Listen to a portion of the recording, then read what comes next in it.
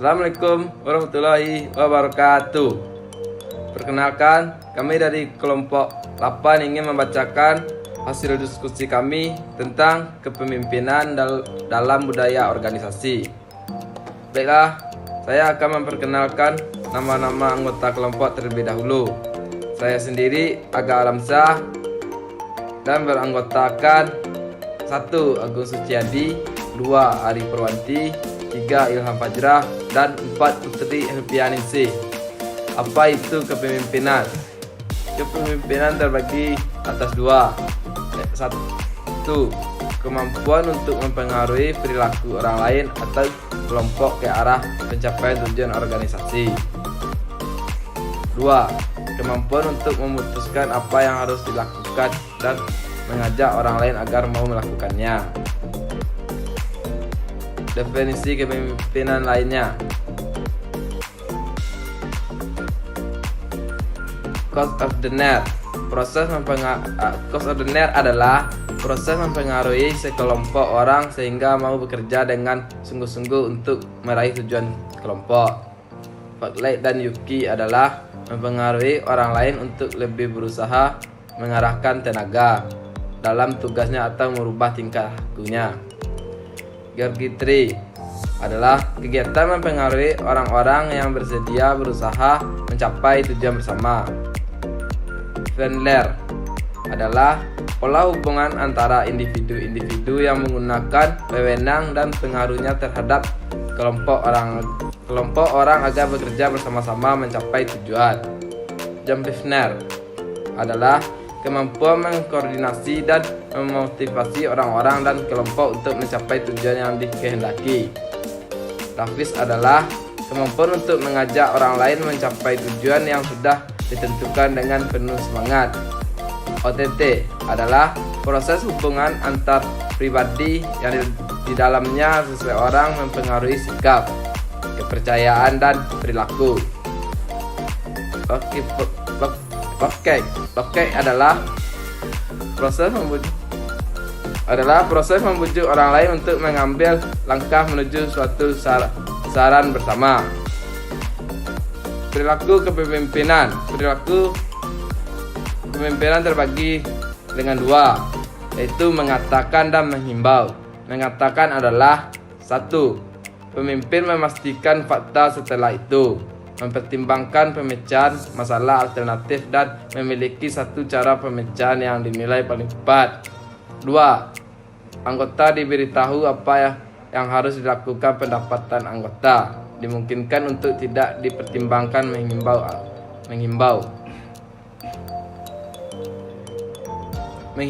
Menghimbau adalah pemimpin membuat keputusan. Menghimbau adalah 1. Pemimpin membuat keputusan. 2. Ada himbauan agar anggota menerima keputusan itu. 3. Ada penjelasan atas manfaat dari keputusan itu. Selanjutnya adalah perilaku kepemimpinan. Yang pertama, konsultasi. Yang pertama, pimpinan memberitahu permasalahan kepada anggota dan meminta saran pemecahan masalah. Yang kedua, saran anggota dapat menjadi cara pemecahan masalah sementara. Yang ketiga, pemimpin setelah mempertimbangkan saran memutuskan cara yang terbaik. Bergabung. Yang pertama, pemimpin membicarakan masalah dan menerima keputusan anggota. Yang kedua, pemimpin memberikan batasan yang kemudian mengiringi pada keputusan akhir. Yang ketiga, memberi. Pemimpin menyerahkan pembicaraan dan pemecahan masalah yang memuaskan dan diinginkan oleh anggota. Pemimpin mendukung keputusan asal wajar dan ada dalam batas-batas yang ditetapkan sebelumnya. Selanjutnya, prinsip kepemimpinan. Yang pertama, tentukan sasaran dan tujuan bersama anggota kelompok. Yang kedua, bantu anggota untuk mencapai tujuan atau sasaran kelompok. Yang ketiga, koordinasi kegiatan kerja. Yang keempat, bantu anggota agar dapat menyesuaikan diri dengan kelompok.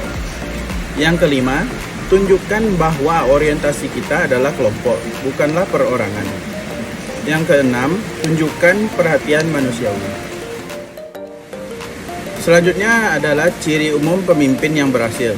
1. Kelancaran berbicara perbendaharaan, kata yang luas, kemampuan berkomunikasi yang baik dalam arti dalam bahasa anggotanya. Yang kedua, kemampuan untuk memecahkan masalah-masalah, dalam hal ini adalah persoalan anggota. Yang ketiga, kesadaran akan kebutuhan anggota sering dinyatakan atau tidak. Memberi suasana sehingga anggota percaya kepada pemimpin.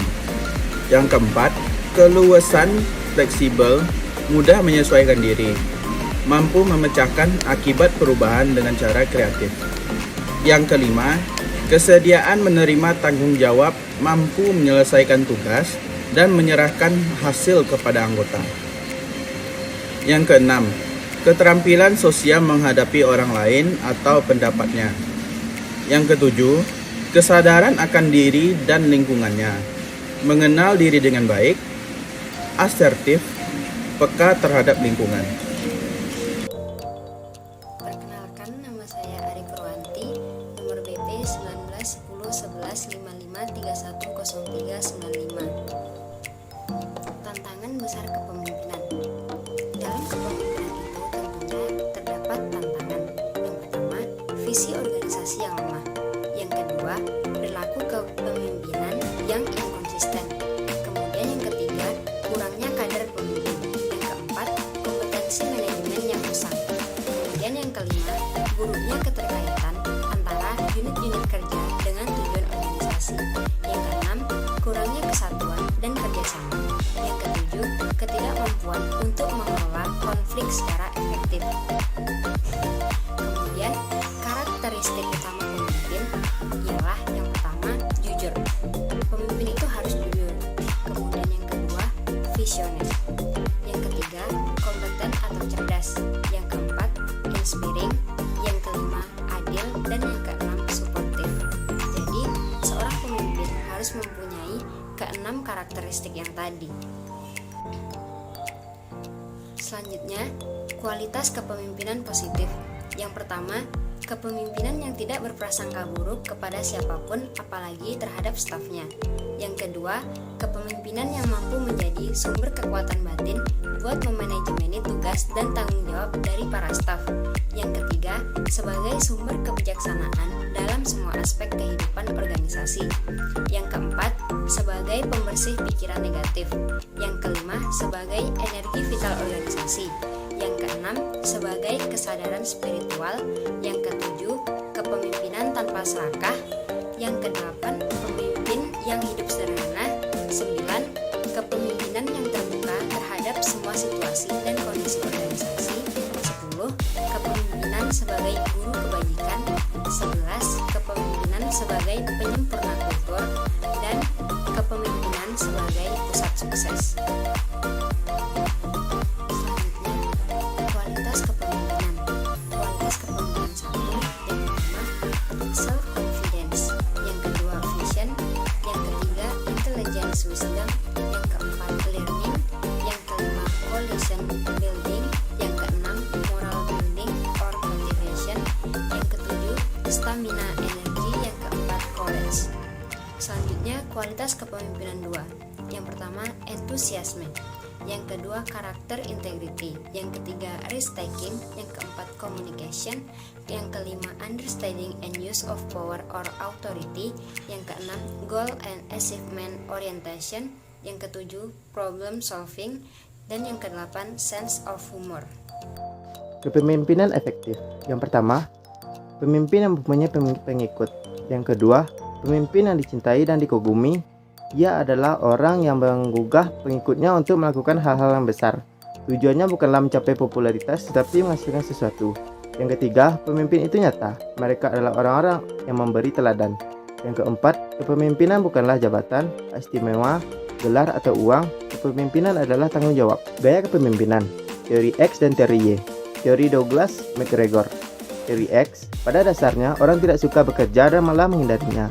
Kurangnya bertanggung jawab, kurang berambisi, lebih mementingkan rasa aman.